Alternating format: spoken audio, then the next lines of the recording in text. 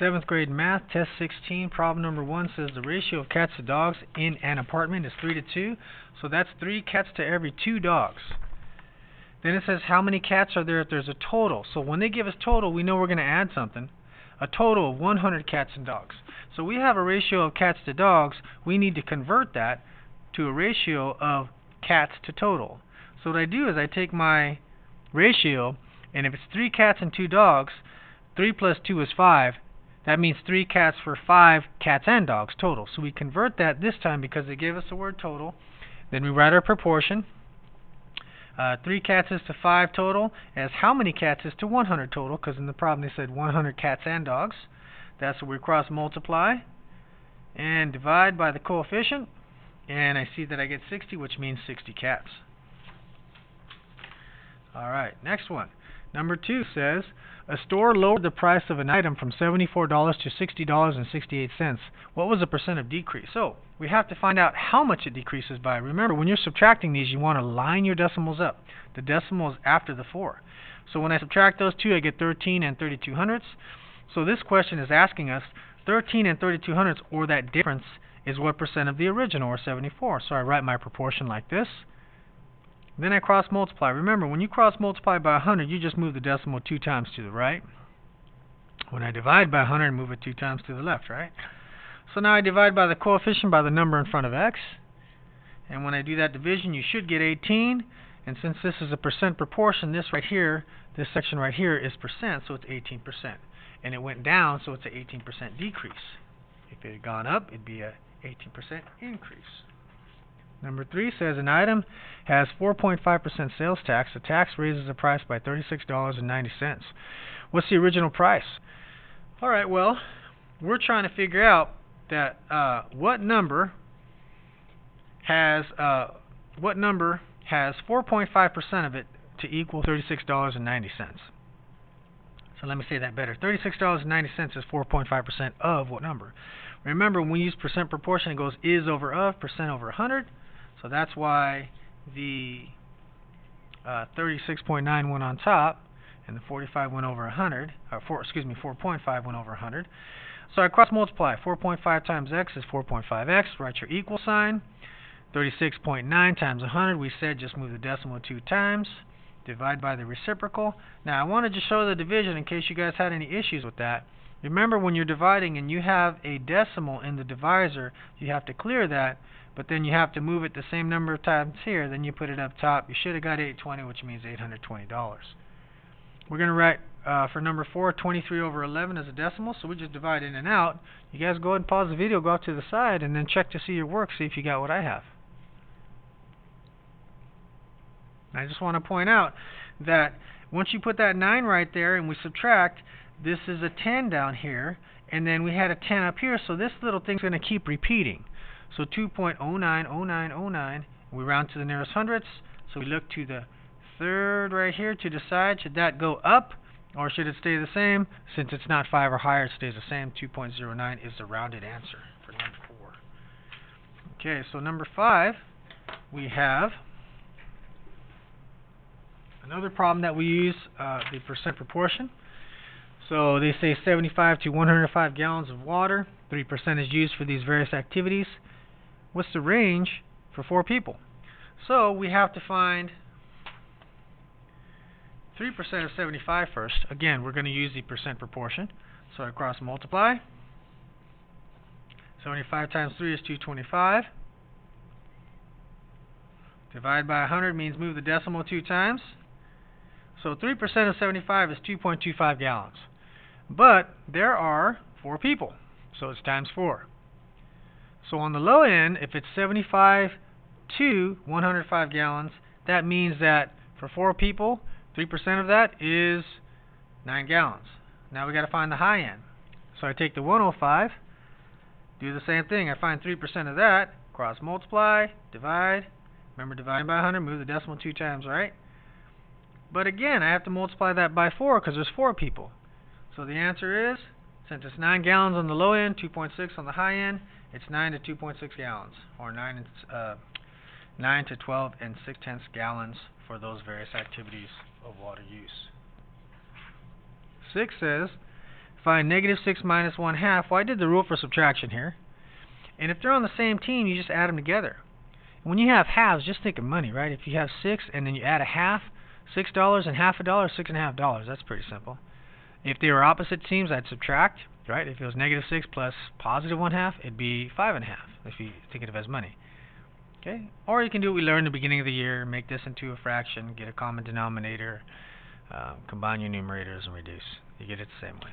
Okay, but hopefully you do take the shortcut for this one. Number 7 says this. Number 7 says we have a line that is proportional and there's a 0.44. What's the equation? So whenever it's proportional, we can find the equation by putting the slope in front of x, right? And the way we get the slope is we use 1 point. So I take y over x, I simplify it, I got a slope of 1, and I'm done. Because I put the slope in front of x, simplify, the answer has to be b.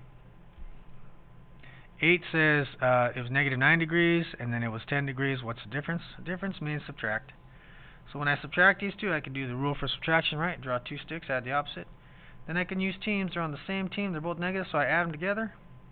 And I say, who has more? Negatives have more, so there's negative 19. But this is a distance between these numbers. If they say, what's the distance or difference between these two, they always want a positive answer, so that's why it's 19 instead of negative 19. Okay? Remember, distances are always positive. Okay, number 9 says, we're going to write 1 and 1500ths as a fraction. Well, if you read it, 1 and 1500ths, right? We learned how to read these decimals the correct way at the beginning of the year. 1 and 1500ths, then we just write it like a fraction. We write 1 and, or 1 with a fraction next to it with 15 over 100. That's 1 and 1500ths. Then we reduce our fraction. Factor trees cross out our 1s, multiply whatever's left, and then if you have to, you can convert it into an improper fraction. So I go 20 times 1 is 20, plus 3 is 23. 23 over 20 is a reduced fraction for 1 and 1500ths. Number 10 says, what number below is equivalent to negative 2 over negative 3? So we have 3 negatives. Well, we learned in class when you count the negatives that there's an odd number of negatives, not an odd number, but an odd number of negatives, then it's a negative answer. If there's an even, it's positive, or we can use Mr. Dude, right? So what I do here then is I say I can simplify this to just negative 2/3. Then I can convert that to a decimal by dividing in and out. But remember, it's negative. So then I just check to see which of my answers work. The only one that works is B. Number 11 says which fraction is in between these two. So we have 1/12 and 2/15. So if I want to give them so they have a common denominator, I can just take this denominator and multiply it by this over this, and take this denominator and multiply this by this over this. That's what I did here. And so another way to say 1/12 is 15 1/80ths. It's the same fraction. Another way to say 2/15ths is 24 100ths. So now that they have the same bottom number, same size pieces, I can see what fractions in between. The only one that works is 19, right? 19 is more than 15 or less than 24, and they have the same size pieces, or 1/80ths. That's the answer for 11. Number 12 says, they give us an expression and they say, what does C have to be in order for this expression right here to be the same? So what I do then is I distribute, but before I distribute, I might as well do the rule for subtraction right here. I do add the opposite.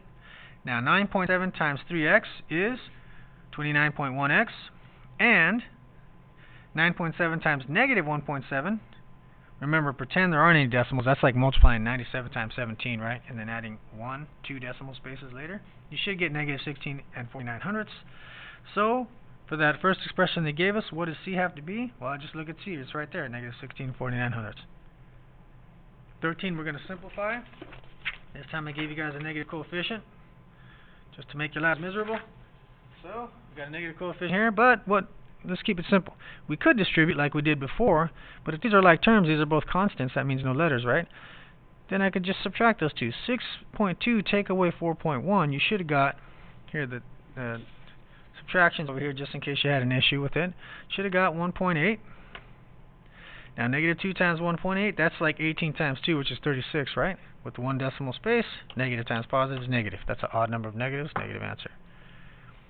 14 says, We're going to simplify this expression right here. So there's no numbers in front of the parentheses, so I don't have to distribute first, so I just combine like terms. If I add my two x's, 3x and negative 2x, that's 1x, or just x. Positive 9 and negative 1 is 8, right? Opposite teams subtract. Who has more? Positives have more. Number 15, we're going to go ahead and simplify this. I did the rule for subtraction right away there. So if you look at your study guide, you see where it says minus 1.35. I did add the opposite. I drew two sticks. Now, how do we simplify? We distribute first, then we combine like terms, right? I didn't do that up here because there's nothing to distribute, so then I went to combining like terms. So when I distribute here, I have, sorry about that, let me straighten this out so you don't see too much and get confused. Okay, here we go. So I copy this part down that I'm not using. I go 4 times negative 4x, which is negative 16x. And then I go 4 times 7.1, which you should have got 28.4. And then I still have this over here. Now I combine like terms, right? X's are like term with X's. Now, I want you to think about this. If you guys are adding this, think of money again. If you have 16 and $1.35, you just add the dollars together, right? Or in other words, you can line the decimals up here. Sorry, I don't want to show you that yet. Line the decimals up. But that's easy. You actually should be able to do that in your head. That's 17 and 3500ths. They're both negatives and they're both X's, so it's negative 17 and 3500ths X. That doesn't make sense? Put a decimal after the 16, put 2 zeros, line them up, and you're going to get the same thing. Now, when I combine my constants, right, my numbers with no variables, these are opposite teams, so I subtract them. I did subtraction for you over here if you have any issues. There are more positives than negatives. That's why it's positive 26 and 3300ths. Make sure you do that whole thing on your own and you get that answer, and do it till you get it right. Okay, next one. Number 16. We're going to solve this. So I work farthest away from the variable first. If it's positive 6, I subtract 6 from both sides. Now, 6n means 6 times n. The inverse operation of times is divide, so I divide both sides by 6. That'll cross these 6's out. 24 divided by 6 is 4. N equals 4. 17. We're going to describe the solution for this inequality right here. Well, if I were to solve this, I'd have to add 6 and 1/100ths to both sides. And notice I don't have to reverse the inequality, right? Because I'm just adding or subtracting. I would only reverse the inequality when I multiply or divide, and only when I multiply or divide by a negative. So it's still greater than. Greater than, if it's greater than, that's an open dot, because it's not equal to, right? That would be closed dot. If you had that line underneath, greater than or equal to, then it'd be closed dot, right? So this is open dot, and greater than means arrows going to the right. That's how you describe that graph.